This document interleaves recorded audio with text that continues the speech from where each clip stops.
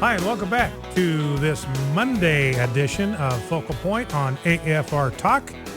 Brian Fisher is my name. The program is Focal Point. The network is the American Family Radio Talk Network. A couple of cultural items. I just these stories just kind of grab me, and for whatever reason, I'll pass them on to you, and then we'll get into some genuine and serious content. But I was struck by this story. Associated Press, a man in Alaska was actually charged with a DUI while he was operating a motorized shopping cart. You know, you go like to Walmart and they've got those shopping carts for people that are disabled or they've got a broken leg, and so they can sit in the shopping cart and it's like a little scooter and they can maneuver it around the store. Well, this guy apparently has made a habit out of driving one of these things drunk. Apparently he gets drunk, then he goes to Walmart, hops on the motorized scooter and starts terrorizing other shoppers in the store. And he was actually arrested in the parking lot of this local store. It doesn't say whether it's a Walmart or what. Maybe it says, and I just don't see it. Anyway, he was about 4 times the legal limit. They also got him for shoplifting because, let's see, he had some, where is that? I thought I underlined. Oh, yeah, chocolate chip cookies and Betty Crocker cake mix. So baking and drunk driving on a motorized shopping cart do not mix. And then this just kind of cracked me up, a story in the New York Times about men who get manicures and pedicures and actually paint their toenails. And this is a story that features a guy by the name of Tom McMahon. I mean, his name is in the first line of this story in the New York Times. Tom McMahon, 44, a federal government budget analyst who lives in Scottsdale, Arizona, joins his wife a couple of weekends a month for a special indulgence, simultaneous pedicures, complete with nail polish as the finishing touch. Now, this guy is 6'4". He weighs 270 pounds, and he describes to this reporter from the New York Times how he chooses what color to paint his toenails.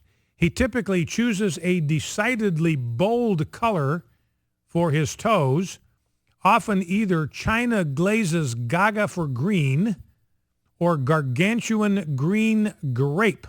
He says this, I stay with, this guy's 6'4", 270. Did I say that? 6'4", 270 pounds. I stay within a range of colors, Mr. McMahon said. I like the greens and oranges.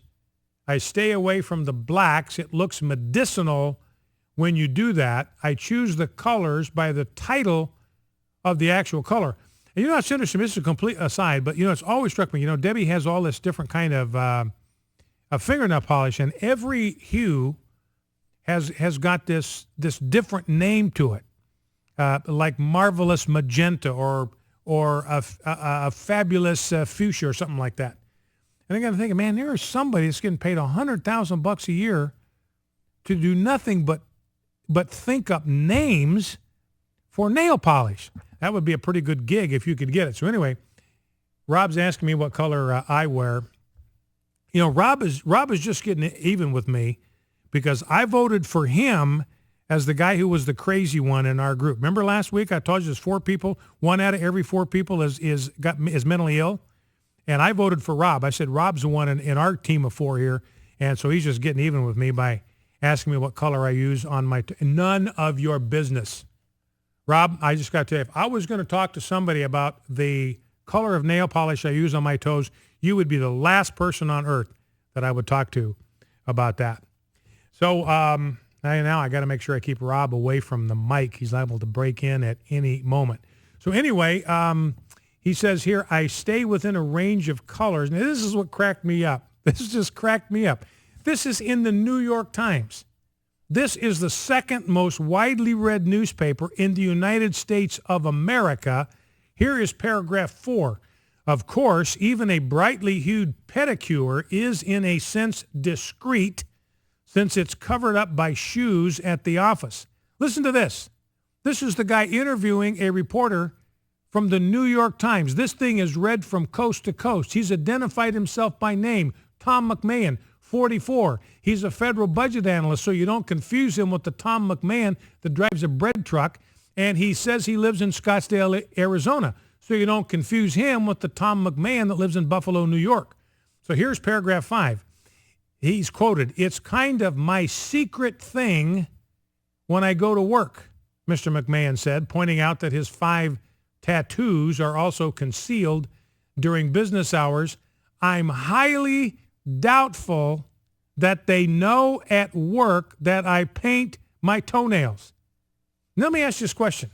If you've got this secret, you paint your toenails, and you don't want your coworkers to know it, you want it to be this secret between you and your wife, then how much sense does it make to do an interview about it with the New York Times? Not a secret any longer. Now, here is a clip from I think it was a Miss USA pageant over the weekend. This is Miss Utah, and I even forget what the question was about. I think the question had something to do with the number of how 40% of breadwinners now are moms, mostly in single-parent household, but 40% of households are now headed by a woman who is the primary breadwinner, and she was asked a question about this. Here's her answer, and after you hear her answer, it'll be no wonder in your mind that she did not win the crown. Let's listen. A recent report shows that in 40% of American families with children, women are the primary earners, yet they continue to earn less than men. What does this say about society? I think we can relate this back to education and how we are continuing to try to strive to figure out how to create jobs right now. That is the biggest problem, and I think especially the men are seen as the leaders of this, and so we need to try to figure out how to create education better so that we can solve this problem. Thank you. That's our solution. We need to create education better, and she went on to say, maybe we ought to start with me. So I just received a text, Rob. My wife is looking out for her. She told me to stop abusing my staff. So I am now going to go easy on you guys for the rest of the program. Now, speaking of this whole family business, I wanted to play a soundbite. This is clip number 2 from Barack Obama. This is his Father's Day message over the weekend. And I'm shifting gears here to something that I think has some fairly significant implications. And I'm going to do a little bit